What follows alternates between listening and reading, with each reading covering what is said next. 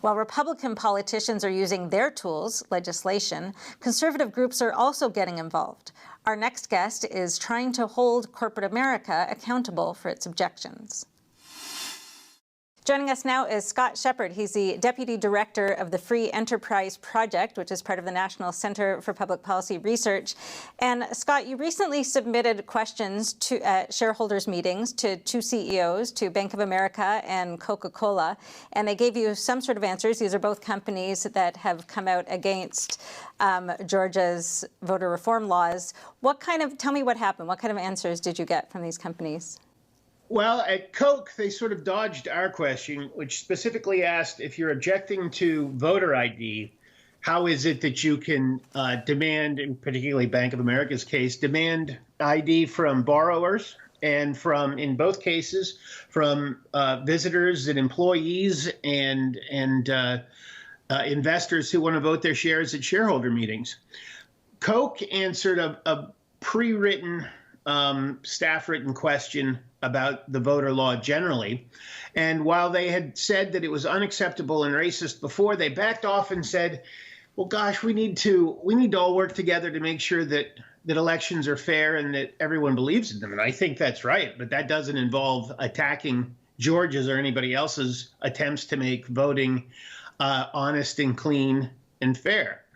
And then at Bank of America, they actually took our question. And Brian Moynihan, who's the CEO of Bank of America, hemmed and hawed and started to claim that he hadn't said that voter ID and the voting law was racist and unacceptable. And then he backed off of that.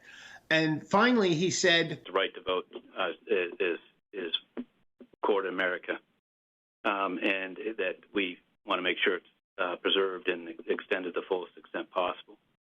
One of the things is there's lots of provisions in these laws, and that's why last week, after looking at some of the discussion, I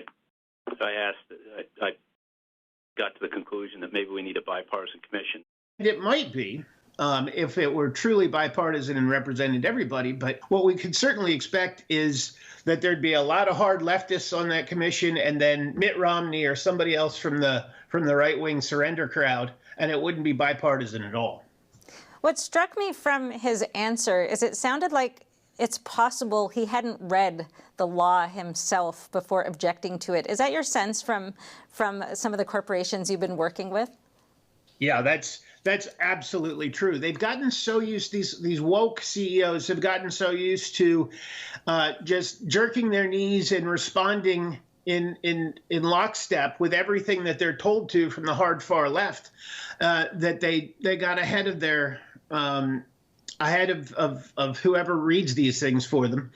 And so they automatically said, oh, this is terrible, this is racist, and then found out that what they were being asked, what the state of Georgia had done was expand opportunities for voting, but also expand assurances that the person who has the ballot is casting it, and that there aren't boxes of ballots being pulled from under tables at 3 a.m. after there's a mysterious and convenient pipe bursting, which happened at Atlanta on election night in 2020, and other protections. And so they got out on a stupid limb, and they made stupid statements, and now it looks like they'd still like to interfere with voting integrity, but they've had to backpedal.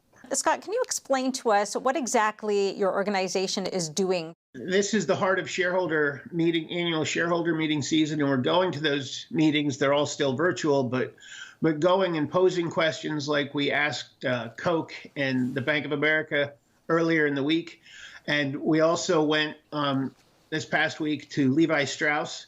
And in contrast to Coke and Bank of America, Chip Bergh, who's the CEO of Levi Strauss, didn't back off at all. He doubled down, saying that the bill in Georgia is racist, that efforts in Texas and really nationwide, there's an immense amount of support in every demographic category except loony leftists for voter integrity and voter IDs.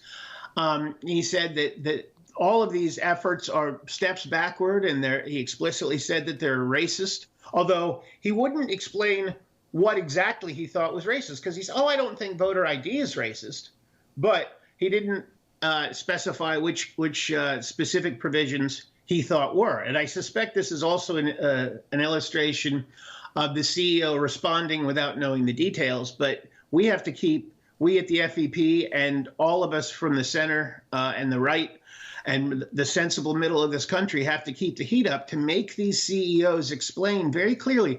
They're calling us racists for wanting clean elections. They're calling us retrograde and discriminatory. Well, that's really inflammatory language, especially with everything else that's going on these days. If they want to call us racist, they need to explain exactly what specific provisions in these laws are racist.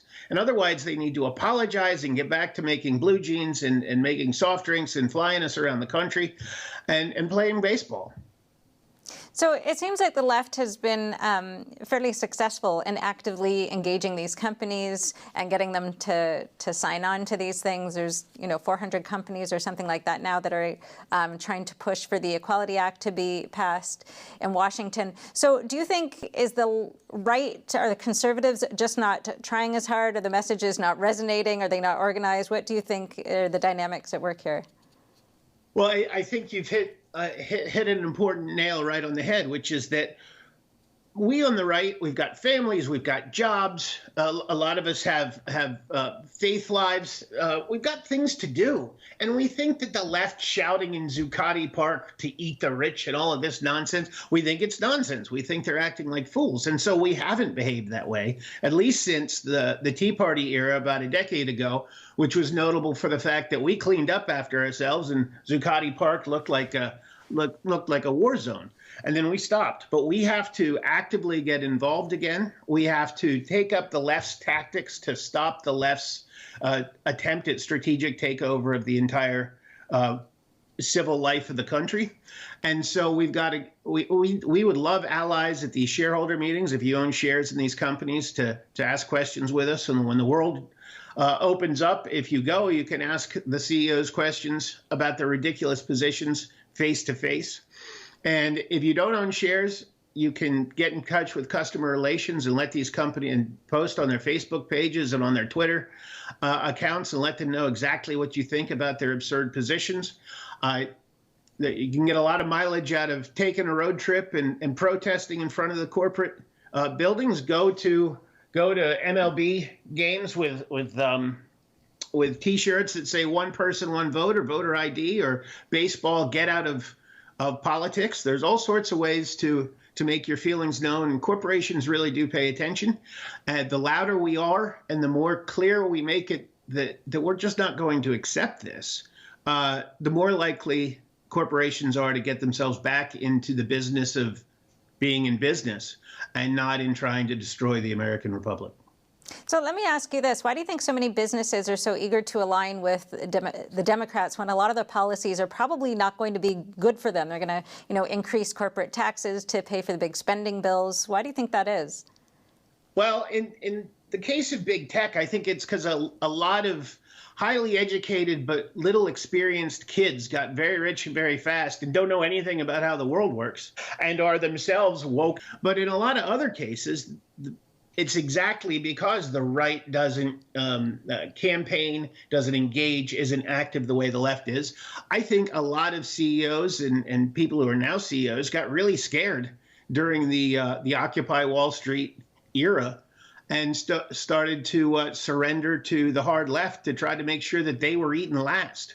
And so now you've got this group of CEOs who see an opportunity to increase their power and work their personal policy preferences into all of our lives through corporate control, but also, whether they recognize it or not, are likely to be surrendering themselves to political forces that will never respect corporations, that always intend to destroy these corporations, and they're offering themselves up on a silver platter. And some of these companies are the ones, getting looted or burned down. Yeah, I mean, this is a lesson that they're slow to learn, but that they need to learn. There is no buying off the hard left.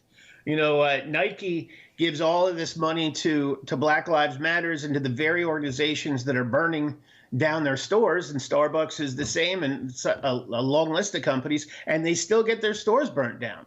Eventually, they need to learn either to stop supporting these organizations, or the corporate owners, the shareholders, have to replace them with people with a lot more sense. All right. Well, thank you so much for joining us today, Scott. We appreciate your perspective and your time. Thank you so much. I'm so glad to be on with you.